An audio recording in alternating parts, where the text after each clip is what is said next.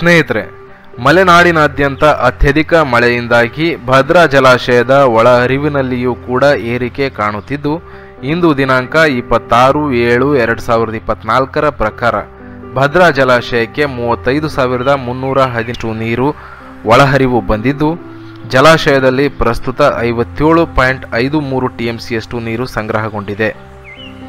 ಭದ್ರಾ ಜಲಾಶಯದಿಂದ 202 ಕ್ಯೂಸೆಕ್ಸ್ನಷ್ಟು ಹೊರಹರಿವು ಇದ್ದು, ಪ್ರಸ್ತುತ ಭದ್ರಾ ಜಲಾಶಯದಲ್ಲಿ 174 ಅಡಿ 3 ಇಂಚು ನೀರು ಸಂಗ್ರಹಗೊಂಡಿದ್ದು, ಭದ್ರಾ ಜಲಾಶಯ ಸಂಪೂರ್ಣವಾಗಿ ಭರ್ತಿಯಾಗಲು 186 ಅಡಿಯಷ್ಟು ನೀರು ಸಂಗ್ರಹ ಆಗಲೇಬೇಕು.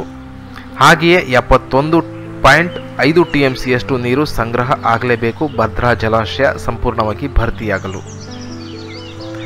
ವೀಕ್ಷಕರೇ, ಭದ್ರಾ ಜಲಾಶಯದ ಮಾಹಿತಿಯನ್ನು ಹೀಗೆ ದಿನೇ ದಿನೇ ಅಪ್ಡೇಟ್ ನ್ಯೂಸ್ ಪಡೆಯಲು ನಮ್ಮ ಚಾನಲ್ನ ಸಬ್ಸ್ಕ್ರೈಬ್ ಮಾಡಿ. ಧನ್ಯವಾದಗಳು.